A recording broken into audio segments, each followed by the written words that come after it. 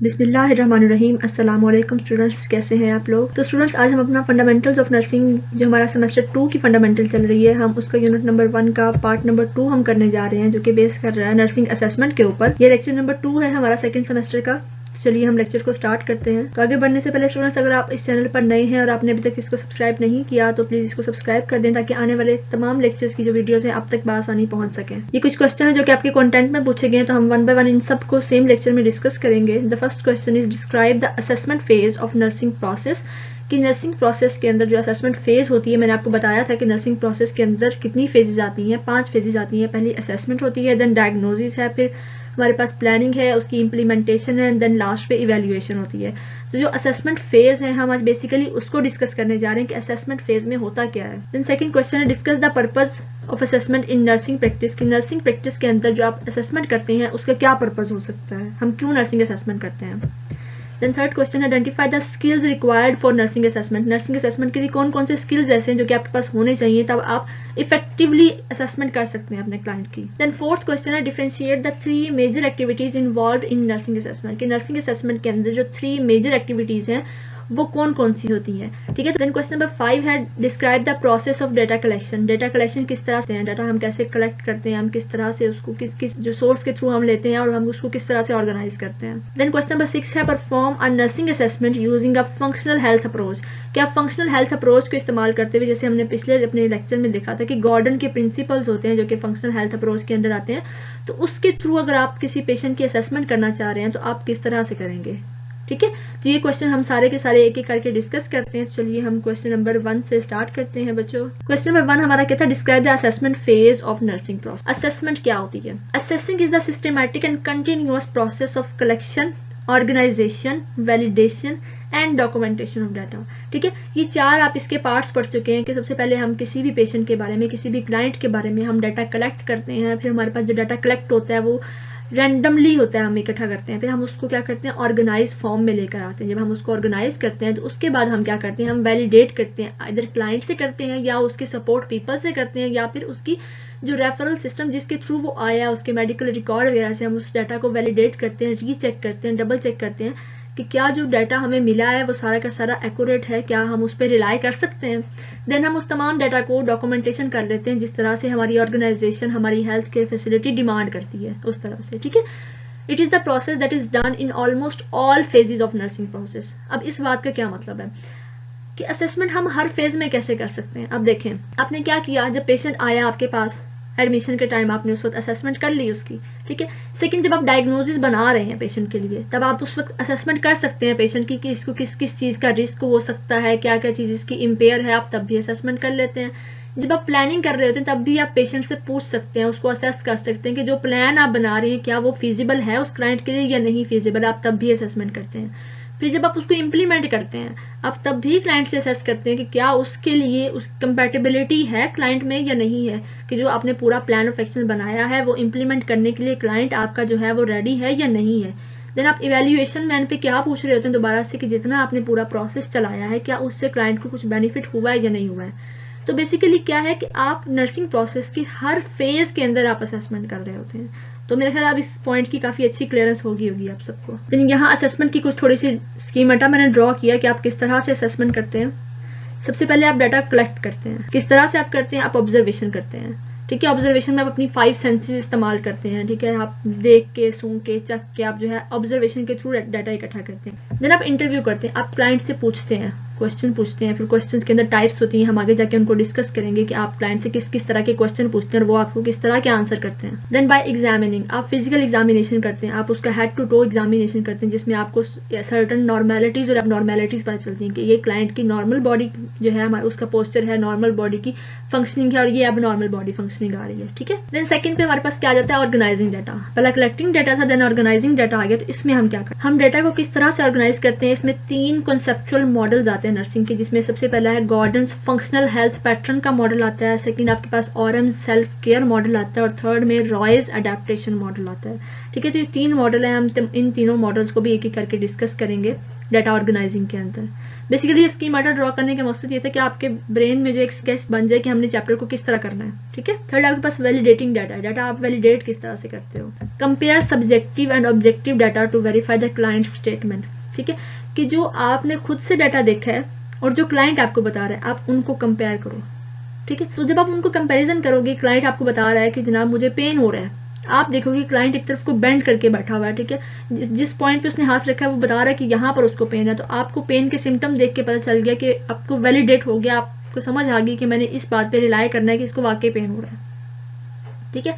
तो अगर वो कुछ आपको इस तरह के सिम्टम बता रहा है या वो साइंस आपको नजर आ रहे हैं, तो आप जो है उनका कंपेरिजन करके आप देख लोगे कि उसको वाकई में पेन हो रहा है।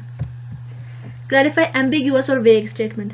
बाज़ दफ़ा ऐसा होता है क्लाइंट कोई ऐसी बात करता है कि आपको एट द टाइम समझ नहीं आती है, आप दोबारा जब उस डाटा को रीचेक कर रहे हैं तो आप दोबारा से उसको पूछ लो कि यहाँ आपने मुझे क्या बताया था, ठीक है। डबल चेक डाटा, आप उस डाटा को दोबारा से एक दफ़ा चेक कर लें। Determine factor that interfere accurate measurement. अब आपने फैक्टर देखना है कि कौन सा फैक्टर जो है आपकी एक्यूरेट मेजरमेंट के दरमियान में इंटरफेयर कर रहा है। क्या कहीं ऐसा तो नहीं कि आपका जो क्लाइंट है, ठीक है, वो मेंटली स्टेबल नहीं है या उसका मूड नहीं है आपको बताने का। इस तरह के जितने भी फैक्टर्स हैं, एनवायरमेंटल फैक्टर्स हैं, कोई डिस्ट्रैक्शन आ रही है, क्लाइंट का मूड नहीं है, ठीक है, वो आप पे ट्रस्ट नहीं कर रहा है, तो आपने वो तमाम फैक्टर डिटरमिन करने जो कि इंटरफेयर कर रहा है आपके एक्यूरेट मेजरमेंट के अंदर। तो इससे क्या होगा, आपको डाटा की वैलिडेशन हो जाएगी। देन लास्ट पे डॉक्यूमेंटिंग डाटा, कि आपने अपनी जो फैसिलिटी है, जो ऑर्गेनाइजेशन है, उसकी डिमांड के मुताबिक जो उन्होंने फॉर्म दिया हुआ है उस पर आपने क्लाइंट की जितनी भी आपको असेसमेंट की रीडिंग्स मिली है, आपने वो सारी वहां पर मेजर कर लेनी है, वहां पर आपने नोट डाउन कर देनी है, ठीक है। ठीक है, उम्मीद है आप लोगों को स्केच समझ में आ गया होगा। हम आगे चलते हैं बच्चों। Types of assessment. असेसमेंट की 4 तरह की टाइप्स होती हैं, हम वन बाय वन उन सबको डिस्कस करते हैं। First one is initial assessment. Initial assessment कौन सी असेसमेंट होती है, जब क्लाइंट आपके पास आया है, एडमिशन के टाइम हम जो असेसमेंट करते हैं, हम पूछते हैं उससे नाम पूछते हैं, उसकी एज पूछते हैं, ठीक है, हम उसकी जो है मैरिटल स्टेटस पूछते हैं, ठीक है, वो किस जगह से बिलोंग करता है, उसका एड्रेस वगैरह पूछते हैं। तो इसमें क्या आएगा, उसकी इनिशियल असेसमेंट आएगी। देन प्रॉब्लम फोकस असेसमेंट आती है। अब क्लाइंट हॉस्पिटल में एडमिट हो गया, हमें पता चला है कि उस क्लाइंट को जो है वो स्टमक एक है, मैदे में उसके दर्द होता है, हम उस प्रॉब्लम की फोकस करके हम उससे पूछेंगे दर्द कितना होता है, किस पॉइंट पर होता है, दिन में कितनी दफा होता है, खाना खाने से पहले होता है या बाद में होता है, ठीक है, किस चीज से एग्रेवेट करता है, बढ़ता है किस चीज से। तो हम प्रॉब्लम फोकस असेसमेंट कर रहे होते हैं, ठीक है। फिर इमरजेंसी असेसमेंट आती है, क्योंकि इमरजेंसी कंडीशन आ गई है क्लाइंट की, ठीक है, हम उस वक्त उसकी असेसमेंट कर रहे होते हैं। देन टाइम लैप्स असेसमेंट आती है कि क्लाइंट का आपने ट्रीटमेंट कर दिया है, वो अपने घर चला गया है, उसके बाद वो कुछ टाइम के बाद दोबारा से आ रहा है, आप उस वक्त रीअसेस कर रहे हो उसको, ठीक है। अब हम इनकी डिटेल देख लेते हैं। तो फर्स्ट वन इनिशियल असेसमेंट है, जो ये कब होती है, within specified time, specific time होती है आफ्टर हॉस्पिटल एडमिशन। पर्पस क्या होता है, to establish a complete database for problem identification, reference and future comparison. कि एक तो हमें उस वक्त की चीजें पता चल जाती हैं कि क्लाइंट जो है उसका बेसिक डाटा क्या है, फिर हमें पता चल जाता है कि अभी क्लाइंट की क्या कंडीशन है, अभी इसको ये प्रॉब्लम्स हैं, ताकि फ्यूचर में अगर कोई और प्रॉब्लम होते हैं तो हम उनके साथ कंपेयर कर सकें कि जनाब एडमिशन के टाइम तो ये प्रॉब्लम नहीं था, ये अभी हुआ है इसको, ठीक है। एग्जांपल क्या है, नर्सिंग एडमिशन असेसमेंट है, कि नर्सिंग जो एडमिशन के टाइम असेसमेंट करती है वो इसकी एग्जांपल आ जाएगी। देन प्रॉब्लम फोकस असेसमेंट कौन सी होती है, ऑन गोइंग प्रोसेस है ड्यूरिंग ट्रीटमेंट, ट्रीटमेंट के दौरान आप कर रहे हैं। To determine the status of a specific problem, कि एक स्पेसिफिक प्रॉब्लम का स्टेटस क्या है, वो जो पेन है वो उसको किस किस टाइम हो रही है, क्या मसला चल रहा है उसको, ठीक है। तो हम क्या करते हैं, हम जो है उस प्रॉब्लम के साथ साथ जब हम उसको ट्रीट कर रहे होते हैं तो हम उस वक्त उसकी असेसमेंट करते हैं। जैसे कि आवरली असेसमेंट हम करते हैं क्लाइंट के वाइटल साइंस की, कि हम हर घंटे जो है क्लाइंट के वाइटल साइन देख रहे होते हैं, या फिर अगर हम जो क्लाइंट है वो बहुत ज़्यादा सीरियस नहीं है तो फिर हम क्या करते हैं, हम दिन में 3 दफ़ा या 4 दफ़ा जो है 4 आवरली हम उसका जो है वाइटल साइन वगैरह असेस कर लेते हैं। देन एमरजेंसी असेसमेंट में क्या होता है, किसी भी एमरजेंसी कंडीशन में जैसे कि लाइफ थ्रेटनिंग प्रॉब्लम आ जाती है तो उसमें हम असेस करते हैं। Rapid assessment of a person's airway, हम किसी भी पर्सन का एयरवे असेस कर रहे होते हैं, उसका सर्कुलेटरी स्टेटस चेक कर रहे होते हैं, उसकी जो है सेचुरेशन चेक कर रहे होते हैं, कितनी पल्स ऑक्स के थ्रू हम चेक कर रहे होते हैं कि मतलब कितनी उसकी सेचुरेशन चल रही है, कहीं वो इमरजेंसी कंडीशन में तो नहीं जा रहा है पेशेंट हमारा। देन टाइम लैप्स असेसमेंट आती है, several months after initial assessment, कि ये जो असेसमेंट थी इसके काफी टाइम के बाद हम जाकर करते हैं। टाइम लैप्स्ड मतलब वक्त गुजर चुका है काफी सारा। To compare the clients current status to baseline data, अब हमारा जो क्लाइंट है उसका काफी अरसा गुजर जाने के बाद जो स्टेटस है इसको हम उस बेस लाइन डाटा के साथ में कंपेयर कर रहे हैं कि तब क्या कंडीशन थी और अब क्या कंडीशन है, ठीक है। Reassessment of a clients functional health pattern in a home care और आउट पेशेंट डिपार्टमेंट, ठीक है। या तो हम होम केयर सर्विस में जाके क्लाइंट के घर जाके वो डाटा जो उस क्लाइंट का फोल्डर हम साथ लेकर जाते हैं, वहां जाके क्लाइंट का उस वक्त का करंट स्टेटस देखते हैं और प्रीवियसली जो हमने ऑब्टेन किया था डाटा हम उसके साथ उसका कंपैरिजन करते हैं, ठीक है। या तो हम ये होम केयर फैसिलिटी में कर लेते हैं या फिर ये हम आउट पेशेंट डिपार्टमेंट में जहाँ पे क्लाइंट रीविजिट करता है हम वहां पर उसको असेस कर लेते हैं, ठीक है। तो हमारी 4 तरह की असेसमेंट होगी। इनिशियल, प्रॉब्लम फोकस, इसको हम ऑन गोइंग असेसमेंट भी कहते हैं, इमरजेंसी असेसमेंट और टाइम लैप्स असेसमेंट, ठीक है। हमारा क्वेश्चन नंबर 2 है discuss the purpose of assessment in nursing practice, कि नर्सिंग प्रैक्टिस के अंदर जो हम असेसमेंट करते हैं उसके क्या पर्पजेज हैं। तो फर्स्ट पर्पज क्या है, हमारे पास हमें एक डाटा बेस मिल जाता है क्लाइंट की हेल्थ स्टेटस के बारे में, कि क्लाइंट जिस वक्त हमारे पास आया है उसकी क्या जो है मेडिकल कंडीशन चल रही है, to understand clients response to illness, की जो इलनेस उसके ऊपर आई है वो क्या रिस्पॉन्स कर रहा है उसको, is use to identify current and future patient care needs, हमें पेशेंट केयर नीड जो है उनके बारे में पता चल जाता है। Then to identify client strength, हमें क्लाइंट की स्ट्रेंथ का पता चलता है कि क्लाइंट अभी जो है कितना स्ट्रेंथ है उसके अंदर, वो कितना बेयर कर सकता है इस कंडीशन को या कितना वो नहीं कर सकता है, वो कितना वल्नरेबल है इस कंडीशन के लिए। To identify need for health teaching, हमें ये भी पता चल जाता है कि क्लाइंट को हेल्थ टीचिंग की कितनी ज़्यादा ज़रूरत है, क्या उसकी पर्सनल बॉडी जो है हाइजीनिक है, ग्रूम्ड है या नहीं है, उसको कितनी ज़्यादा केयर की ज़रूरत है, कितनी ज़्यादा हेल्थ टीचिंग की ज़रूरत है, एजुकेशन की ज़रूरत है, हमें किस पॉइंट पे उसको जो है एजुकेट करना है, ठीक है। It incorporate the recognition of normal versus abnormal body physiology, ठीक है। हमें बॉडी की नॉर्मल कंडीशन का पता चलता है कि अगर बॉडी की एक साइड डैमेज है तो हम नॉर्मल के साथ उसको कंपेयर करेंगे कि ये नॉर्मल कंडीशन इस पर्सन की ऐसी है, क्योंकि नॉर्मल कंडीशन तो पर्सन टू पर्सन वेरी करती है ना। तो हम देखेंगे कि उसकी नॉर्मल बॉडी कंडीशन जो है वो एक साइड वाली और दूसरी एबनॉर्मल कंडीशन है, तो वो कितनी ज्यादा उससे डेविएट करके चली गई है। अर्ली रिकग्निशन ऑफ चेंजेस, कि बॉडी के अंदर चेंजेस कितनी आई हैं, plus skilled of critical thinking, अब उस वक्त जो हमारी क्रिटिकल थिंकिंग होगी वो क्या करेगी, allows the nurse to identify and prioritise appropriate intervention, ठीक है। कि हम जो है पेशेंट के अंदर जो चेंजेस आ रही हैं उन चेंजेस को ऑब्जर्व करते हुए अपनी क्रिटिकल स्किल जो हमारी थिंकिंग स्किल्स हैं हम उनको यूज करेंगे और हम क्या करेंगे कि हम क्लाइंट के लिए बेटर इंटरवेंशन कर सकते हैं अगर हम उसको अच्छे से असेस कर पाएंगे। तो असेसमेंट इसलिए ज्यादा जरूरी है कि हम इंटरवेंशन करने के लिए असेस करते हैं हमें पेशेंट के लिए क्या क्या चीज चाहिए, हमें क्लाइंट का नॉर्मल हेल्थ स्टेटस पता चलता है, उसका रिस्पॉन्स पता चलता है, उसकी स्ट्रेंथ पता चलती है, हमें ये पता चलता है कि कितना हमने उसको टीच करना है, कितना एजुकेट करना है, किस किस पॉइंट पे उसको केयर चाहिए और कौन कौन सी चीजें हैं जहां पर हमने उसको जो है कंट्रोल करना है, ठीक है। नेक्स्ट बच्चों हमारा क्वेश्चन नंबर 3, 4 और 5 है। तो ये तीनों क्वेश्चन का आंसर जो था ना वो सेम था, तो मैंने उसको कंपाइल करके काफी इलेबोरेटेड क्वेश्चन बना दिया है कि आप लोग जो है उसको बहुत अच्छे से लिख सको, ठीक है। अब हमारा क्वेश्चन नंबर 3 क्या था, identify the skills required for nursing assessment, कि नर्सिंग असेसमेंट के लिए कौन कौन से स्किल चाहिए। देन हमारा सेकंड क्वेश्चन था differentiate the 3 major activities involve in nursing assessment, तो 3 मेजर एक्टिविटीज और वो स्किल्स वही वाली हैं, सेम चीज है ये, ठीक है। तो ये रिपीटेड क्वेश्चन था। और क्वेश्चन नंबर 5 में क्या है, describe the process of data collection, तो डाटा भी हम किस तरह से कलेक्ट करते हैं, वही वाले स्किल्स हैं नर्सिंग स्किल्स, ठीक है, जिससे हम डाटा कलेक्ट करते हैं। तो ये तीनों क्वेश्चन जो थे इनका आंसर सेम था, तो मैंने वो इलेबोरेटेड एक ही बना दिया, ठीक है। देखिए अब हमारे पास जो नर्सिंग स्किल्स है ना असेसमेंट करने के लिए, तो उनको हम डेटा कलेक्शन मेथड भी कहते हैं, ठीक है। तो हमारे 3 तरह की स्किल्स हैं, 3 तरह की एक्टिविटीज हैं, ठीक है, और 3 ही मेथड हैं डाटा कलेक्शन के, जिन्हें हम ऑब्जर्वेशन कहते हैं, इंटरव्यूइंग कहते हैं और फिजिकल एग्जामिनेशन कहते हैं। हम वन बाय वन इन तीनों को काफी डिटेल में डिस्कस करते हैं, ठीक है। अब ऑब्जर्विंग क्या होता है, ऑब्जर्विंग वैसे बेसिकली अगर हम देखें तो मतलब होता है देखना, मुशाहिदा करना, ठीक है, किसी चीज को बगौर देखना।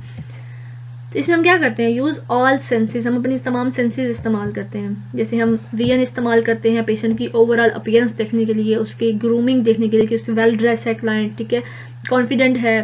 फिर हम उसका पोस्चर देखते हैं, किस तरह से वो चल के आ रहा है, वो काफी बेंड करके चल के आ रहा है, वो इरेक्ट है, ठीक है, वो किस तरह से चल के आ रहा है, वो कॉन्फिडेंट है या नहीं है, या वो उसकी वॉकिंग किस तरह की है, ठीक है, कहीं वो लड़खड़ा के तो नहीं चल रहा, वैडलिंग गेट तो नहीं है उसकी।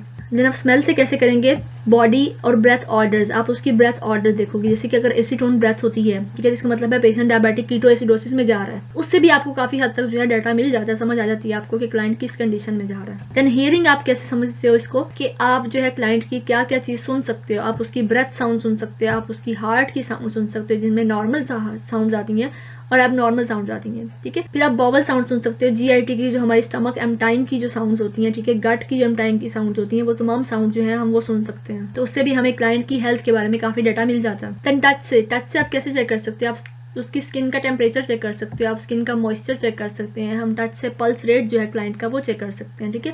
तो हम तमाम सेंसेस इस्तेमाल करते हुए हम क्या करते हैं, हम डाटा इकट्ठा कर लेते हैं क्लाइंट के हवाले से। It is the conscious and deliberate skill, आपको बहुत ज़्यादा कॉन्शियस होना पड़ता है, इसमें बहुत ज़्यादा गौर से देखना होता है आपने, ठीक है। आपने बहुत ज़्यादा जो है अपनी तमाम सेंसेस को बहुत अच्छे से इस्तेमाल करना आपको आना चाहिए अगर आप ऑब्जर्व करना चाह रहे हैं क्लाइंट को। तो ऑब्जर्विंग हैज टू एस्पेक्ट, पहला एस्पेक्ट क्या है, नोटिसिंग द स्टिमुलाई। अब कोई भी स्टिमुलाई आपको मिल रहा है आप उसको नोटिस करो, जैसे अगर आपको कोई स्मेल आ रही है क्लाइंट के पास से, जैसे कि एसीटोन ब्रेथ आ रही है आपको, ठीक है, तो आप सबसे पहले उसको नोटिस करो, ठीक है।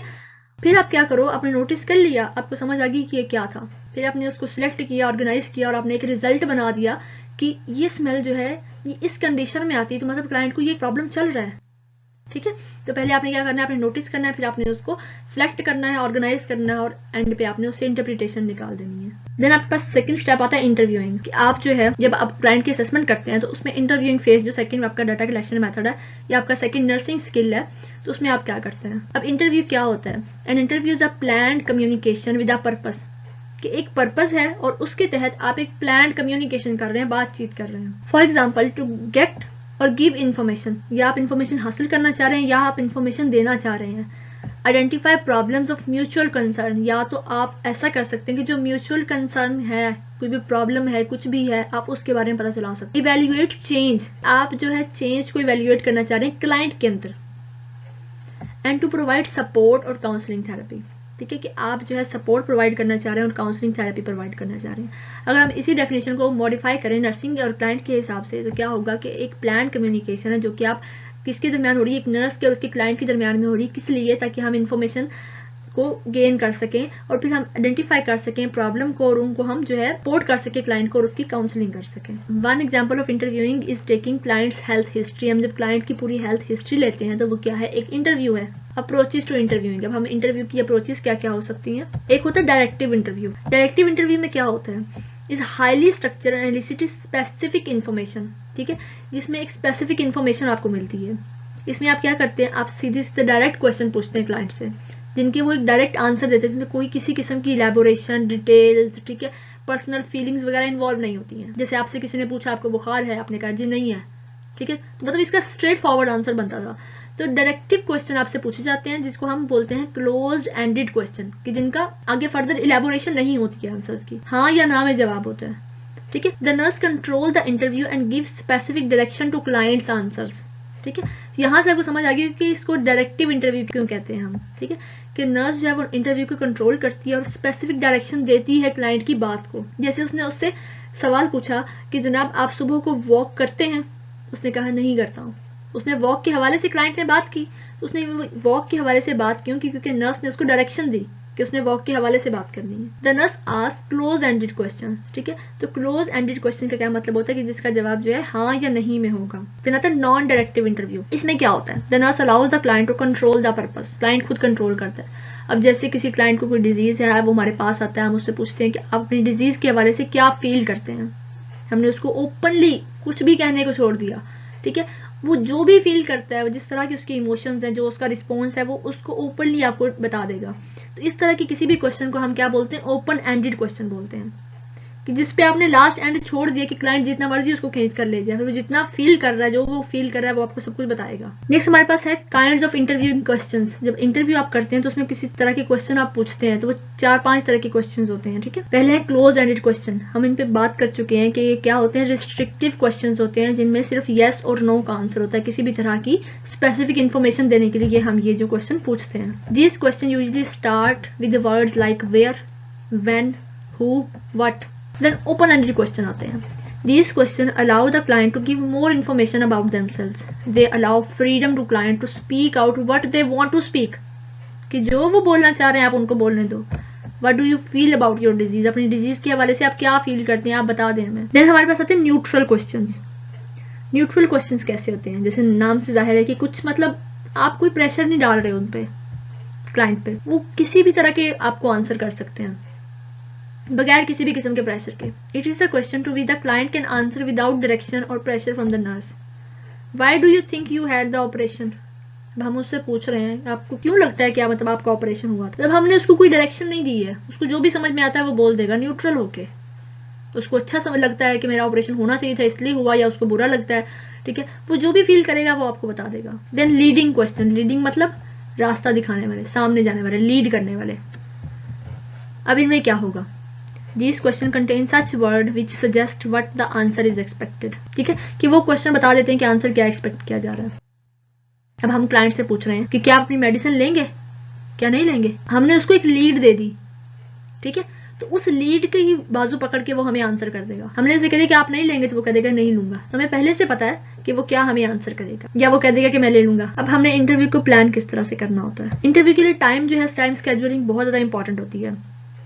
अब टाइम किस तरह से सेट करना है, ठीक है, जो हॉस्पिटलाइज क्लाइंट है वो जिस टाइम कंफर्ट फील करें, जब उनको पेन ना हो रहा हो, जहाँ पे कोई इंटरप्शन ना हो, जिस टाइम उनको, जब वो फ्री हो, मेंटली वो सेटिस्फाइड हो, उस वक्त वो इंटरव्यू दे सकते हैं आपको। प्लेस कैसी होनी चाहिए, वेल लाइटेड होनी चाहिए, वेल वेंटिलेटेड होनी चाहिए, मॉडरेट साइज का रूम होना चाहिए, कोई शोर शराबा या किसी भी किस्म की डिस्ट्रैक्शन वहां पर नहीं होनी चाहिए। सीटिंग अरेंजमेंट कैसी होनी चाहिए।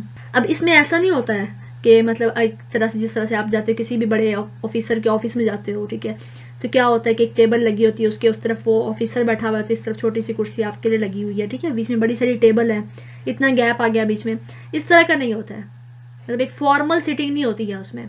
उसमें क्या होता है कि दो चेयर्स होती हैं जो कि राइट एंगल पे एक दूसरे के पड़ी हुई हैं।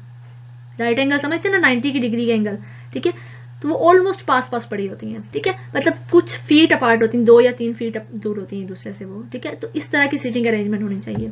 Seating arrangement with chairs are on right angle to each other, few feet apart with no central table, central table नहीं होती है बीच में। डिस्टेंस कितना होना चाहिए, मेंटेनिंग 3 to 4 फीट डिस्टेंस होना चाहिए, ठीक है, ये क्लाइंट और नर्स दोनों के लिए कंफर्टेबल होता है। देन है स्टेजेस ऑफ इंटरव्यू। तो इंटरव्यू के फर्स्ट स्टेज हमारे पास है द ओपनिंग और ओरिएंटेशन फेज।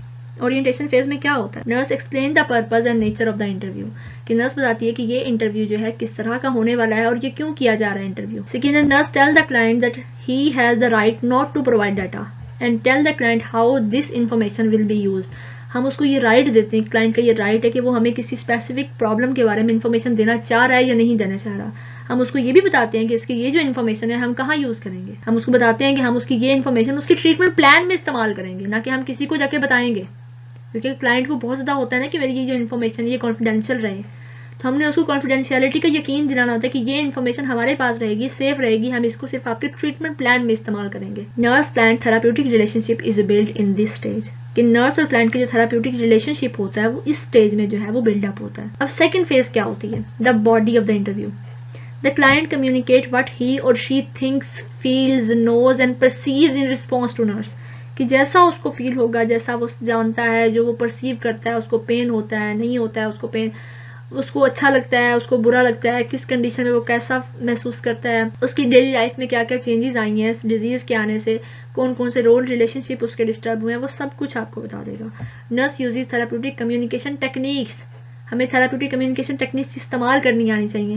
मैंने कम्युनिकेशन वाले चैप्टर में पढ़ाई थी ना थेराप्यूटिक कम्युनिकेशन टेक्निक्स, तो किसी को अगर याद नहीं तो वो वहां जाके रिकॉल कर सकता है। तो nurse uses the therapeutic communication techniques in order to assess client efficiently, ठीक है, क्लाइंट को एफिशिएंटली असेस करने के लिए थेराप्यूटिक कम्युनिकेशन टेक्निक्स को हम फॉलो करते हैं। फिर आती है closing of the interview. When needed information has been obtained, nurse terminate the interview. अब इंटरव्यू को टर्मिनेट आप कैसे करते हैं, अब एकदम से तो नहीं हम क्लाइंट को कह सकते कि जनाब इंटरव्यू खत्म हो गया आप जाएं, ठीक है। हम क्या करते हैं, following techniques are used to close an interview by offering to answer the question of client. आपने जो पूछना था आपने पूछ लिया क्लाइंट से, अब आप बैठ जाएं, उसे कहें कि आप कुछ पूछना चाह रहे हैं तो आप मुझसे पूछ लें। इससे क्लाइंट को लगेगा कि जनाब इन्होंने जो पूछना था मुझसे वो पूछ चुके हैं, मैं अपने 1-2 क्वेश्चन करूं और इंटरव्यू खत्म हो गया, ठीक है। सेकंड क्या है, declare completion of the purpose. आप उसको बता दें कि जनाब मैंने जो इन्फॉर्मेशन लेनी थी वो मैं ले चुका हूँ, ठीक है, तो अब हमारा जो इंटरव्यू है वो इख्तिताम को पहुंच गया है। देन क्या, state appreciation saying nice meeting you. आप उसको बता दें लास्ट में, से हम कहते हैं कि it was pleasure to meeting you, ठीक है, तो अब इस तरह के कुछ भी बोल दें अच्छा सा, जिससे क्लाइंट को समझ में आ जाए कि जनाब अब इंटरव्यू हो चुका है। Plan for the next meeting. आप नेक्स्ट मीटिंग का प्लान कर लें, आज हमारी मीटिंग तो हो गई, अब नेक्स्ट हम अगले ट्यूसडे करेंगे, ठीक है। Reveal what will happen next. आप बता दें कि अब इस इंटरव्यू के बाद आप क्या करेंगे, क्लाइंट को मेडिसिन देंगे, क्लाइंट अपने बेड पर चला जाएगा, ठीक है, आप उसको बता दें इसके बाद क्या होगा। Provide a summary to verify accuracy.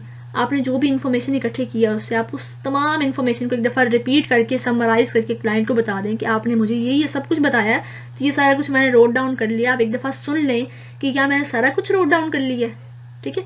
तो क्या हो, आपको एक्यूरेसी मिल जाएगी उससे, क्योंकि कुछ स्टेप्स थे जो कि टेक्निक्स थी जो कि इंटरव्यू क्लोज करने के लिए इस्तेमाल होती हैं। तो इनको अच्छे से पढ़ लिएगा, 4-5 हैं, हो सकता है कि इन्हीं पे क्वेश्चन आ जाए। ठीक है, अब आ गया हमारे पास थर्ड स्टेप, एग्जामिनिंग। अगर भूल गया हो तो मैं याद करवा दूं कि हम वो 3 फेजेस पढ़ रहे थे, ऑब्जर्वेशन, इंटरव्यूइंग और फिजिकल एग्जामिनेशन। तो हमारा ऑब्जर्वेशन हो गया, हमने इंटरव्यूइंग पढ़ लिया, अब हम एग्जामिनिंग की तरफ आए हैं। तो फिजिकल एग्जामिनेशन क्या होता है? Physical examination is the process of evaluating objective anatomical findings, कि हम बॉडी की एनाटॉमी जो है उसकी फाइंडिंग्स लेते हैं through the use of observation. Palpation, हम बॉडी को पाल्पेट करके देखते हैं। परकशन, हम क्या करते हैं, बॉडी को टैप करके जो इनर हमारे पास वाइब्रेशन की साउंड्स आती हैं हम उनको सुनते हैं। एंड ऑस्कल्टेशन, और हम जो है स्टेथोस्कोप के थ्रू जो है उनको सुनने की कोशिश करते हैं। The information obtained must be thoughtfully integrated with the patient history. हम जितनी भी इंफॉर्मेशन मिलती है हमें, हम उसको पेशेंट की हिस्ट्री के साथ और उसकी पैथोफिजियोलॉजी के साथ जो है हम उसको मिला देते हैं।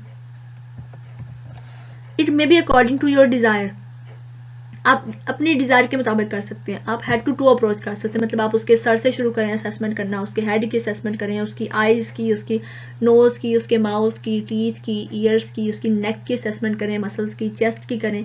तो इस तरह से आप जो है बॉडी पे हेड टू टो मूव करें। दूसरी आपके पास किस तरह की अप्रोच हो सकती है, आप सिस्टम वाइज अप्रोच कर सकते हैं। मतलब आप सबसे पहले उसका जीआईटी सिस्टम असेस कर लें, आप उसका सर्कुलेटरी सिस्टम असेस कर लें, तो आप सिस्टम वाइज अप्रोच भी कर सकते हैं। अब कैसे हो सकता है? अब नॉर्मली जो है हमारे पास असेसमेंट एग्जामिनिंग स्टार्ट होती है किस तरह से, जनरल फिजिकल असेसमेंट से। जैसे हम उसकी हाइट लेते हैं, वेट, एज, हाइजीन, ग्रूमिंग वगैरह, उसका पोस्चर देख लेते हैं। फिर हम वाइटल साइन मेजर करते हैं, जिसमें क्या आता है हमारे पास, अगर आप लोगों को याद हो तो रिकॉल करें जरा क्या क्या होता है। उसमें क्या होता है, टेम्परेचर होता है, पल्स होती है, रेस्पिरेशन होती है, ब्लड प्रेशर होता है। तो हम ये तमाम चीज़ें जो है इनको मॉनिटर करते हैं। देन हम सिफेलोकॉर्डल असेसमेंट करते हैं। सिफेलोकॉर्डल क्या होता है? Cephalo means head, caudal means tail, मतलब पाँव हमारे, टेल तो होती नहीं ना। सिफेलोकॉर्डल असेसमेंट, ठीक है, कि हम हेड टू टो असेसमेंट शुरू कर देते हैं। स्क्रीनिंग एग्जामिनेशन क्या होते हैं, जो हम लेबोरेटरी टेस्ट करते हैं, are also done in this method. All baseline tests are included in it. जिसमें baseline test में क्या आता है, complete blood count, जिसे हम CBC बोलते हैं, वो हम कर लेते हैं, हम LFTs कर लेते हैं, RFTs कर लेते हैं, ठीक है। तो बेसलाइन जितने भी टेस्ट होते हैं हम वो तमाम इसमें कर लेते हैं। LFT क्या होता है, लिवर फंक्शनिंग टेस्ट होता है। RFT रीनल फंक्शनिंग टेस्ट होता है। PFT पल्मोनरी फंक्शन टेस्ट होता है। तो ये सारे स्क्रीनिंग एग्जामिनेशन के अंदर आते हैं, ठीक है। देन सोर्सेज ऑफ डाटा है कि हमें डाटा कहाँ कहाँ से मिल सकता है क्लाइंट का। लेक्चर थोड़ा सा लंबा हो रहा है, मैंने कोशिश तो की हम इसको जल्दी खत्म करें, बट टॉपिक काफ़ी एलेबोरेटेड था, काफ़ी बड़ा था, तो इसको अच्छे से याद कीजिएगा। तो फर्स्ट डाटा हमें कहाँ से मिलता है? प्राइमरी डाटा हमें क्लाइंट से मिलता है। देन हमें उसके इर्द गिर्द के सपोर्ट पीपल जो है, उसके फैमिली मेम्बर जो है, उनसे मिलता है। थर्ड हमें मिलता है क्लाइंट के रिकॉर्ड से। वो मेडिकल रिकॉर्ड हो सकते हैं कि क्लाइंट पहले कब कब हॉस्पिटल में एडमिट हुआ है, उसको क्या क्या ट्रीटमेंट मिला है, किस किस डिजीज़ की वजह से वो हॉस्पिटल में आया है। देन हम सर्जिकल उसका रिकॉर्ड देखते हैं कि उसको पुरानी कौन कौन सी सर्जरी हुई है। अगर तो फीमेल क्लाइंट है तो उसकी ऑब्स्टेट्रिक हिस्ट्री भी होगी कि कितने बच्चे हैं उसके, कितने उनमें से वायबल है, जिंदा हैं, कितने की डेथ हो गई हुई है, ठीक है। और हम उसकी मतलब तमाम ऑब्स्टेट्रिक हिस्ट्री में उसके वो जो सी सेक्शन आ जाते हैं, सिजेरियन सेक्शन, वो भी हम काउंट करेंगे अगर उसके हुए हैं तो। देन हेल्थ केयर प्रोफेशनल अगर उस क्लाइंट के साथ में कोई आया है, जैसे कि जहाँ कहीं से क्लाइंट रेफर होकर आया है और साथ वहाँ से कोई हेल्थ केयर पर्सनल आया है, तो हम उसको भी देखते हैं, वो बताता है, हमें इन्फॉर्मेशन देता है। देन लिटरेचर, हम फिर देखते हैं कि जो हमें डाटा इन तमाम चीज़ों से इकट्ठा हुआ है, इसके अलावा लिटरेचर हमें क्या कहता है कि इस कंडीशन में क्या क्या होता है, और ठीक है। तो हम इन तमाम जगहों से क्लाइंट का डाटा इकट्ठा करते हैं। इससे हमें क्या होता है, वैलिडेट डाटा मिल जाता है, एक्यूरेट मिल जाता है, और हम अच्छे से अपना काम शुरू कर लेते हैं। जी, देन हमारे पास आ गया ऑर्गेनाइजिंग डाटा। अभी तक हमने क्या किया, कलेक्ट किया डाटा को। अब हम डाटा ऑर्गेनाइजिंग की तरफ जा रहे हैं। तो मैंने आपको बताया था कि ऑर्गेनाइजिंग में हम 3 चीज़ें पढ़ेंगे। हम गॉर्डन की फंक्शनल हेल्थ पैटर्न पढ़ेंगे, हम ऑरेम्स का पढ़ेंगे मॉडल जो है, देन हम रॉयस का अडेप्टेशन मॉडल पढ़ेंगे। तो पहला हमारे पास गॉर्डन है, ये तो अब तक आपको याद हो जाना चाहिए बच्चों। तो फर्स्ट में इसमें क्या है, health perception and health management pattern है। इसमें क्या आएगा, data collection is focused on the persons perceived level of health. हम क्लाइंट की जो परसीव्ड लेवल है हेल्थ का, हम उसके मुताबिक देखते हैं, उसकी वेल बीइंग के मुताबिक, और उसकी प्रैक्टिसेस देखते हैं कि वो किस तरह की जो है होम रेमेडीज कर रहा है या वो किसी फैसिलिटी से ट्रीटमेंट लेता रहा है। तो हम इसके बारे में उससे डाटा इकट्ठा कर लेते हैं और उसको ऑर्गेनाइज कर लेते हैं। देन न्यूट्रिशन एंड मेटाबॉलिज्म के बारे में हम क्या देखते हैं, is focus on the pattern of food and fluid consumption relative to metabolic need. हम क्लाइंट का देखते हैं कि वो फूड और फ्लूइड कंजम्पशन किस तरह से कर रहा है, ठीक ठीक है, हमने पहले क्लाइंट से पूरा रैंडम डाटा इकट्ठा कर लिया। अब हम इन तमाम पैटर्न की हेडिंग देंगे और इन तमाम पैटर्न की हेडिंग के अंदर अपने उस रॉ डाटा को ऑर्गेनाइज करते जाएंगे। हमें क्लाइंट ने बताया कि जनाब मुझे जो है बहुत पेन होता है, मैं रात भर सो नहीं पाता हूँ, ठीक है, मुझे इस तरह के मसले आ रहे हैं, ठीक है, मैं तो मतलब अब जिंदा भी नहीं बचूंगा। तो ये उसका क्या है, उसका परसेप्शन है ना उसकी, ठीक है। तो हम क्या करेंगे, हम उस डाटा को यहाँ पर इस हेडिंग के अंडर सेट कर देंगे। देन हम उसकी न्यूट्रिशन के हवाले से हमने जो डाटा उससे लिया कि वो कहेगा कि मैं सुबह को नाश्ता करता हूँ, ये लाइट सा नाश्ता मैं करता हूँ, उसके बाद मैं जो है 10 बजे टी टाइम करता हूँ, मैं चाय पीता हूँ, साथ में स्नैक्स ले लेता हूँ। तो वो डाटा हम यहाँ पर इस हेडिंग के अंडर जो है ऑर्गेनाइज कर देंगे। देन एलिमिनेशन क्या होगा, क्लाइंट हमें बताएगा कि उसकी बॉवल ब्लैडर की जो हमारे पास उसकी हैबिट्स हैं वो हमें बताएगा, हम उसको यहाँ पर एंटर कर देंगे। Data collection is focus on excretory patterns, excretory problem such as incontinence, जैसे ड्रिबलिंग ऑफ यूरिन हो जाती है, फीसिस जो है उनकी इनवॉलंटरी लॉस हो जाता है, कॉन्स्टिपेशन हो गई, डायरिया हो गया, यूरिनरी रिटेंशन जो है, हम उसके बारे में इंफॉर्मेशन इस हेडिंग के अंडर ऑर्गेनाइज कर देते हैं। देन एक्टिविटी और एक्सरसाइज पैटर्न के अंदर हम क्या करते हैं, क्लाइंट की सेल्फ केयर एक्टिविटीज या लेजर एक्टिविटीज हैं, हम उनको यहाँ पर मेंशन कर देते हैं। देन कॉग्निशन एंड परसेप्शन के हवाले से क्या होगा, assessment is focused on ability to comprehend and use information and on the sensory function. अब ये इन्फॉर्मेशन हमें क्लाइंट नहीं बता रहा, हमने खुद असेस की है। देखिए ना, अब क्लाइंट हमें बात बता रहा है, हम देख रहे हैं कि उसकी बात किस तरह से रिलेट कर रही है। कहीं ऐसा तो नहीं कि वो एक आइडिया से दूसरे पे जंप कर रहा है और पिछली बात मुकम्मल हुई नहीं तो वो नई बात शुरू कर रहा है, ठीक है। तो हम उस चीज से उसकी कॉग्निशन का अंदाजा लगाएंगे और हम उस चीज को यहाँ पर लिख देंगे। Then sleep and rest pattern के बारे में वो हमें बताएगा, स्लीप डेप्रीवेशन के बारे में, डिसफंक्शनल स्लीप पैटर्न के बारे में कि मुझे रात को नींद या तो आती नहीं है या मैं बार बार उठ जाता हूँ, मैं बहुत जो है वो हल्की नींद है, कच्ची नींद है मेरी, मैं बार बार उठ जाता हूँ। तो हम उस चीज को यहाँ पर जो है वो लिखेंगे। वो कहेगा कि मुझे पेन होता है तो मैं उठ जाता हूँ, तो वो तमाम चीजें हम इस हेडिंग के अंदर मेंशन कर देंगे। Then self perception and self concept के बारे में जितनी भी उसे वो हमें इन्फॉर्मेशन प्रोवाइड करेगा, अपनी सेल्फ के बारे में, अपनी आइडेंटिटी के बारे में, अपनी सेंस ऑफ सेल्फ वर्थ के बारे में कि मैं कितना वैल्यूएबल हूँ लोगों के लिए, मैं कितना काम आ रहा हूँ लोगों के लिए, क्या मैं उनके लिए जिंदगी में जरूरी भी हूँ या नहीं, तो वो इन्फॉर्मेशन हम यहाँ पर लिख देंगे। रोल्स एंड रिलेशनशिप में हम क्या लिखेंगे, assessment is focus on the person's roles in the world and relationship with others. वो हमें बताएगा, हम उससे पूछेंगे कि उसकी फैमिली में कितने लोग हैं, क्या वो साथ में रहते हैं या अलग अलग रहते हैं, क्या वो फैमिली का अकेला कमाने वाला शख्स है या उसके साथ कोई और भी हेल्पिंग हैंड्स हैं, ठीक है। तो हम देखेंगे कि वो अपने रोल्स को किस तरह से पूरा कर रहा है, क्या वो उनमें अच्छा है या नहीं है, तो वो हम यहाँ पर मेंशन कर देंगे। देन हमारे पास सेक्सुअलिटी एंड रिप्रोडक्शन पैटर्न आता है, ठीक है। तो इसमें हम क्या देखेंगे, assessment is focus on the person satisfaction and dissatisfaction with sexuality pattern and reproductive functions, ठीक है। हम देखेंगे कि उसका जो है उसके पार्टनर के साथ किस तरह के रिलेशनशिप्स हैं, तो वो जो हमें इन्फॉर्मेशन देगा वो हम इस हेडिंग के अंडर जो है उनको मेंशन कर देंगे। Then coping and stress tolerance pattern, हम उससे पूछेंगे कि उसको अगर कोई स्ट्रेस आता है तो वो किस तरह से उससे कोप करता है, ठीक है। और अगर इस तरह का स्ट्रेस दोबारा से अगर उसकी लाइफ में आएगा तो वो कैसे कोप करेगा उससे। वैल्यूज एंड बिलीफ पैटर्न, हम उसके स्पिरिचुअल बिलीव्स के बारे में, उसके रिलीजन के बारे में, उसकी जो है हमारे पास वर्शिप्स हैं उसके बारे में हम उससे पूछेंगे, तो वो हम डाटा जो है यहाँ पर मेंशन कर देंगे। देन बच्चों हमारे पास आता है ओरम सेल्फ केयर मॉडल आता है। मेरा दिल तो करा था इसको मैं 2 लेक्चर्स बना दूं, बट ये टूट जाना था तो आप लोगों के लिए वो करना आसान नहीं होता। तो काफी दिनों के बाद लेक्चर आ रहा है तो इसलिए थोड़ा सा बड़ा लेक्चर आ जाए तो कोई बात नहीं, ध्यान से सुनिएगा। ओरम सेल्फ केयर मॉडल में क्या आएगा, the maintenance of a sufficient intake of air. आप देखेंगे कि क्लाइंट जो है वो प्रॉपर इनटेक ऑफ एयर कर रहा है या नहीं कर रहा है, ठीक है। तो इस मॉडल के अंदर आप डाटा को उस तरह से ऑर्गेनाइज करेंगे। देन सेकंड में क्या है, the maintenance of a sufficient intake of water, ठीक है, कि आपने मेंटेनेंस करानी है कि क्लाइंट जो है सफिशिएंट इनटेक ऑफ वाटर कर रहा है या नहीं ले रहा है वो, ठीक है। एयर आ गया, वाटर आ गया। देन आपने देखना है कि सफिशिएंट इनटेक ऑफ फूड हो रहा है उसका या नहीं हो रहा।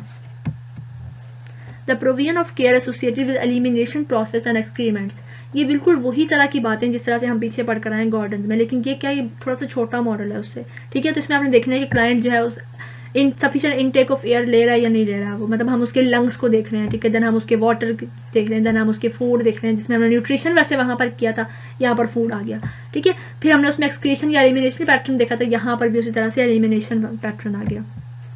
देन हम उसके मेंटेनेंस देख रहे हैं एक्टिविटी और रेस्ट के दरमियान में उसी तरह से। फिर हम बैलेंस देख रहे हैं उसका सॉलिट्यूड कि वो अकेला रह रहा है या वो सोशल इंटरेक्शन, जैसे वहां पर रोल और रिलेशनशिप था, यहाँ पर सॉलिट्यूड और सोशल इंटरेक्शन आ गया। The prevention of hazard to human life, human functioning and human wellbeing, जैसे हमने वहां पर क्या पढ़ा था, हेल्थ मैनेजमेंट या हेल्थ परसेप्शन पढ़ा था, उसी तरह से यहाँ पर क्या आ गया, उसकी ह्यूमन फंक्शनिंग या ह्यूमन वेलबींग आ गया। The promotion of human functioning and development within social group in accordance with human potential, non human limitation and human desire to be normal. हम देखते हैं कि वह नॉर्मल होने की तरफ कितना ज़्यादा वो माइल है, वो कितना ज़्यादा चाहता है कि वो खुद से ठीक हो जाए, उसके अंदर सेल्फ विल कितनी है कि वो जो है हील करे। ठीक है, तो हम इस सारी चीज़ों को इस तरह से ऑर्गेनाइज कर देंगे। देन हमारे पास आता है रॉयज अडेप्टेशन मॉडल कि हम इसके मुताबिक डाटा को किस तरह से ऑर्गेनाइज करेंगे। सबसे पहले इसमें आता है फिजियोलॉजिकल फिजिकल मोड। तो 4 तरह के मोड्स हैं, तो फर्स्ट मोड को हम डिस्कस करते हैं। The basic need of this mode is composed of the needs associated with oxygenation. Body की प्रॉपर ऑक्सीजनेशन हो रही है या नहीं हो रही है, nutrition, elimination, activity, rest and protection. तो बातें सारी वही हैं, बस तीनों जगह पे इनको मैनिपुलेट किया हुआ है। हमने हर जगह पे पिछली 2 जगहों पे हमने क्या पढ़ा, ऑक्सीजनेशन के बारे में हमने पढ़ा, न्यूट्रिशन, एलिमिनेशन, एक्टिविटी और रेस्ट के बारे में हमने पढ़ा, और प्रोटेक्शन के बारे में पढ़ा। तो रॉयज अडेप्टेशन मॉडल के भी इस मोड में क्या है, फिजियोलॉजिकल फिजिकल मोड में वही सारी बातें रिपीट हुई हैं। Then self concept group identity mode क्या है, ठीक है, कि सेल्फ कॉन्सेप्ट क्या है आपका और ग्रुप के अंदर आपकी आइडेंटिटी कैसी है। In this mode the goal of coping is to have a sense of unity. ठीक है, कि यूनिटी हो आपके अंदर, ठीक है, लेकिन क्या हो कि उस यूनिटी के अंदर आपकी पर्सनल कोई आइडेंटिटी होनी चाहिए, कि आप कुछ जो ऐसा अच्छा काम कर रहे हो कि जो उसके लिए पूरी ग्रुप के लिए बेनिफिशियल हो, कि आपका कोई सर्टन की रोल है उसके अंदर। Meaning the purposefulness in the universe as well as a sense of identity integrity, कि आपकी पर्सनल आइडेंटिटी कोई सेल्फ वर्थ होनी चाहिए। This include body image and self ideals. तो बेसिकली क्या इसमें होना चाहिए, बॉडी इमेज आपकी होनी चाहिए, सेल्फ कॉन्सेप्ट होना चाहिए। Then role function model, this mode focuses on primary, secondary and tertiary roles that a person occupies in society and knowing where he or she stand as a member of society, कि उसका society के अंदर उसका role क्या है, उसके relationships क्या है। देन इंटरडिपेंडेंस मोड, इंटरडिपेंडेंस में कि आप किस तरह से दूसरों पर डिपेंड कर रहे हो और दूसरे किस तरह से आपके ऊपर डिपेंड करें, क्योंकि ह्यूमन जो है ये एक सोशल एनिमल है, ये अकेला कभी भी नहीं रह सकता। This mode focuses on attending relational integrity through the giving and receiving of love, respect and value, कि आप लव, रिस्पेक्ट और वैल्यू दूसरों को कैसे दे रहे हो और वो आपको बदले में कैसा दे रहे हैं। ठीक है, तो आपने वो सारी चीजें जो है इन आपने देख लेनी हेडिंग्स के अंदर किस किस जगह पे कौन कौन सा डाटा आपने अरेंज करना है। तो ये हमारा ऑर्गेनाइजेशन ऑफ डाटा हो गया। वैलिडेशन ऑफ डाटा मैंने आपको वहीं पर बता दिया था, पूरा क्लियर कर दिया था कि आप किस किस तरह से वैलिडेट करते हैं। ठीक है, तो आप वहां से उसको देख सकते हैं। और देन डॉक्यूमेंटिंग डाटा था कि वो किस तरह से डॉक्यूमेंट करती हैं अपनी फैसिलिटी के अकॉर्डिंग। अब हम अपने नेक्स्ट क्वेश्चन पे चलते हैं बच्चों। हमारा क्वेश्चन नंबर 6 है, perform a nursing assessment using a functional health approach. तो ये क्वेश्चन बच्चों प्रैक्टिस का क्वेश्चन था, ऐसा पेपर में ये क्वेश्चन नहीं आता, लेकिन मैंने आप लोगों को सेटिस्फेक्शन के लिए ये क्वेश्चन भी यहाँ पर सॉल्व कर दिया कि आप किस तरह से जो है इसको कर सकते हैं। तो आपने फंक्शनल हेल्थ अप्रोच के स्टेप्स आपको याद हो जाने चाहिए अब तक। तो पहले आपका क्या है, health perception, health management pattern. इसके मुताबिक आप पेशेंट से कैसे क्वेश्चन करोगे। आपके सामने एक पेशेंट आपका बैठा हुआ है, आप उससे पूछोगे कि आपकी जनरल हेल्थ किस तरह की थी, जब आपको ये मसला नहीं था तो इससे पहले आप कैसे थे। ठीक है, कोई सर्दी लगी आपको पिछले साल में, ठीक है, आपने कोई छुट्टी की हो स्कूल से, काम से, ठीक है, फिर उसके बाद आप जो है कौन कौन से इंपॉर्टेंट काम कर रहे थे, ठीक है, ये डिजीज होने से पहले। फिर अगर कोई फीमेल है तो आप उससे पूछेंगे कि वो अपना ब्रेस्ट का सेल्फ एग्जामिनेशन करती थी या नहीं करती थी। देन यू मेल है तो उससे पूछोगे कि सिगरेट यूज करता था वो, ड्रग्स यूज करता था किसी तरह की, ठीक है, आप उससे वो पूछोगे, आप उससे एक्सीडेंट के बारे में पूछोगे, उसके होम पे, वर्क पे, ड्राइविंग में किसी भी किस्म का, ठीक है। फिर आप पूछोगे कि क्या वो सजेशन लेने के लिए पास्ट में जाता रहा डॉक्टर्स या नर्सिस के पास में, ठीक है। आप उससे पूछोगे कि इस इलनेस का कॉज क्या बना, क्या ऐसा हुआ था कि जिसके बाद उसको सिम्टम्स नजर आनी शुरू हुई थी, ठीक है, और वो जो हुआ था वो कैसे हुआ था, ठीक है। If appropriate what is important to you while you are here, कि आप किस वजह से यहाँ पर आए हैं और हम किस तरह से आपके लिए सबसे ज्यादा हेल्पफुल साबित हो सकते हैं, हम क्या करें कि हम आपको सेटिस्फाई कर सकें, ठीक है। तो ये इस तरह के आप उससे क्वेश्चन पूछोगे क्लाइंट से। देन न्यूट्रिशनल मेटाबॉलिक पैटर्न में आप क्या पूछोगे, आप उससे डेली का फूड इनटेक पूछोगे, उससे पूछोगे कि क्या खाता है वो, किस तरह की चीज होती है, कौन कौन सी सप्लीमेंट वो लेता है, वेट लॉस कितना हुआ, गेन कितना हुआ, हाइट कितना लॉस हुई या गेन हुई, ठीक है। उसके बाद आप उससे पूछो कि उसको भूख कितनी लगती है। फिर आप उससे पूछेंगे कि खाने पीने में उससे कोई मसला हो, निगलने में कोई मसला हो, डाइट की रिस्ट्रिक्शन किसी ने लगाई, डायबिटिक पेशेंट है तो उससे पूछोगे कौन कौन सी डाइट रिस्ट्रिक्शन आप फॉलो करते हैं, ठीक है। अगर अप्रोप्रिएट हो, ठीक है, तो पेशेंट ब्रेस्ट फीडिंग मतलब जो फीमेल है वो किस तरह से करा रही है अपने बच्चे को, ठीक है। फिर आप उससे पूछेंगे कि पेशेंट जो है वो ब्रेस्ट फीडिंग के साथ उसको जो प्रॉब्लम्स आ रही हैं वो कौन कौन सी हैं। फिर हम उससे पूछेंगे कि उसके जो वुंड्स हैं वो प्रॉपरली हील करते हैं या पुअरली हील करते हैं। फिर हम उससे पूछेंगे स्किन प्रॉब्लम तो नहीं है कहीं पे, लियंस ड्राइनेस वगैरह तो नहीं है, डेंटल प्रॉब्लम्स किसी किस्म के तो नहीं है उसको, देन एलिमिनेशन पैटर्न में हम उससे क्या पूछेंगे क्लाइंट से, बाउल एलिमिनेशन पैटर्न क्या है, ठीक है, वो स्टूल कितनी दफ़ा पास करता है, यूरिन कितनी दफ़ा पास करता है, वो हम उससे पूछेंगे, ठीक है, करेक्टर के बारे में, उसके किस कलर का होता है स्टूल उसका, ठीक है, हम उससे पूछेंगे क्या उसको स्टूल पास करते हुए, यूरिन पास करते हुए उसको किसी किस्म का पेन तो नहीं होता है क्लाइंट को, ठीक है, फिर हम देखेंगे कि क्या उसको इनकॉन्टिनेंस तो नहीं फेस करनी पड़ती है, ड्रिबलिंग तो नहीं होती है उसकी, ठीक है, फिर हम उससे पूछेंगे कि अगर उसको कॉन्स्टिपेशन रही है तो वो किस तरह के लेग्जेटिव वगैरह यूज़ करता रहा। फिर हम उससे यूरिनरी एलिमिनेशन पैटर्न पूछेंगे, ठीक है, उसकी फ्रीक्वेंसी पूछेंगे, डिस्कम्फर्ट पूछेंगे और प्रॉब्लम वगैरह पूछेंगे उससे। फिर हम उससे पूछेंगे एक्सेस पर्सपायरेशन, पसीना तो बहुत ज़्यादा नहीं आता है, ठीक है, उसको मतलब स्मेल तो नहीं आती अपनी बॉडी से। एक्टिविटी एक्सरसाइज पैटर्न में उससे क्या पूछेंगे, सफिशिएंट एनर्जी है उसके पास कि वो डेली एक्टिविटी जितनी वो डिज़ायर रखता है वो कर सकता है या नहीं, मतलब अगर वो चाहता है कि मैं 1 किलोमीटर भागूँ तो क्या वो 1 किलोमीटर की वॉक कर सकता है, भाग सकता है वो या नहीं भाग सकता है। एक्सरसाइज पैटर्न क्या है, वो दिन में कितनी दफ़ा एक्सरसाइज करता है, किस टाइम करता है और रेगुलरिटी कितनी, हफ्ते में कितनी दफ़ा करता है, अपनी लेयर एक्टिविटीज़ या उन पे कितना टाइम लगाता है। हम उससे उसका स्लीप रेस्ट पैटर्न पूछेंगे कि मतलब सोकर उठने के बाद क्या वो डेली एक्टिविटीज़ के लिए तैयार होता है या वो नहीं होता है तैयार, उसको कोई डिफिकल्टी तो नहीं होती है, बॉडी में पेन तो नहीं होता कहीं पे, ठीक है, स्लीप ऑनसेट प्रॉब्लम तो नहीं है उसको, क्या उसको सोने के लिए कुछ नींद की दवाइयाँ वगैरह लेनी पड़ती हों, रात को डरावने ख्वाब आते हों या बार बार वो उठ जाता हो, ठीक है, तो इस तरह की कोई प्रॉब्लम तो नहीं है उसको।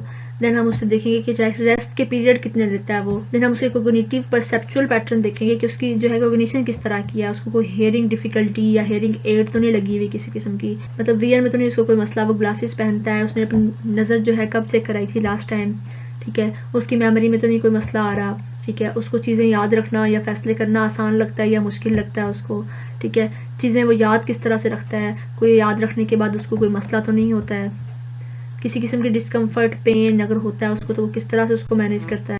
Then self perception self concept pattern में हम उससे क्या पूछेंगे कि वो अपने आप को क्या बताता है, किस तरह से अपने आप को एक्सप्लेन करता है, अपने बारे में अच्छा फील करता है, वो बुरा फील करता है, ठीक है, उसकी बॉडी में कुछ चेंजेस वो करना चाहे तो वो क्या क्या कर सकता है, ठीक है, changes in a way you feel about your self your body, कि वो किस तरह से अपनी बॉडी के बारे में फील करता है जब इलनेस शुरू हुई थी। तो find things frequently make you angry, मतलब कौन कौन सी चीज़ें उसकी बॉडी में ऐसी हैं या उसको मतलब अपनी मेंटालिटी में फील होती हैं कि जो चीज़ें उसको गुस्सा दिला देती हैं, उसके डर का बायस बनती हैं, उसको परेशान कर देती हैं, ठीक है, और क्या चीज़ ऐसी है जो कि उनके लिए हेल्पफुल साबित होती है, ठीक है, कब वो मतलब उम्मीद खो देता है, कब उसको चीज़ों पर कंट्रोल नहीं रहता और किस वजह से ऐसा होता है कि वो कंट्रोल वापस उसका आ जाता है।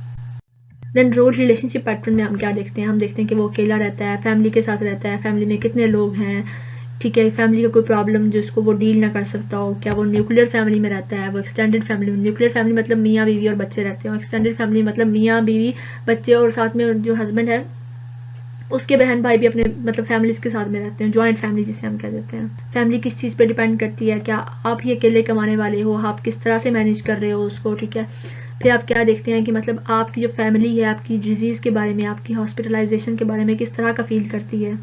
देन कोपिंग स्ट्रेस पैटर्न में आप क्या देखोगे कि मतलब कोई बिग चेंज उसकी लाइफ में आया हो 1 या 2 साल के अंदर, कोई क्राइसिस उसने देखा हो, ठीक है, उन चीज़ों से कोप करने में उसको क्या चीज़ हेल्प आउट की हो, ठीक है, वो बहुत ज़्यादा परेशान रहता है, वो कैसे उन परेशानियों से पीछा छुड़ाता है अपना, किस तरह की मेडिसिन यूज़ करता है, ड्रग्स यूज़ करता है या वो अल्कोहल की तरफ मूव करता है, कब कब प्रॉब्लम्स उसकी लाइफ में आई और कैसे कैसे उसने उनको हैंडल किया, किस तरह से वो सक्सेसफुल हुआ उन प्रॉब्लम्स को सॉल्व करने में।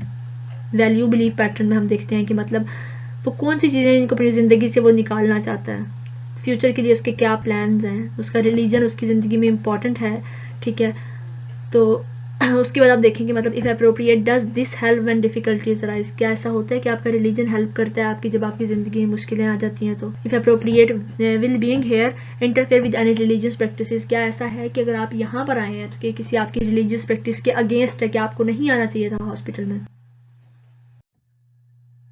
तो लीजिए स्टूडेंट्स आपका ये लेक्चर कंप्लीट होता है असेसमेंट वाला। अब नेक्स्ट इंशाल्लाह ताला हम डायग्नोसिस पे लेक्चर करेंगे। तो स्टूडेंट्स इतना लंबा लेक्चर डिलीवर करते करते बहुत ज़्यादा थक जाता है इंसान। आप लोगों के लिए बहुत मेहनत की है। अगर आप लोगों को अच्छा लगे तो इसको बिग बिग थम्स अप दीजिएगा, लाइक कीजिएगा इसको और इसको शेयर कीजिएगा जहाँ तक आपसे हो सके, ठीक है, और मेरी इस एफर्ट को ज़रूर सराहिएगा। जिस तरह से आप लोग पहले फीडबैक देते रहे उसी तरह से फीडबैक देते रहिएगा। इंशाल्लाह ताला मिलते हैं अगले लेक्चर में, तब तक के लिए अल्लाह हाफिज़।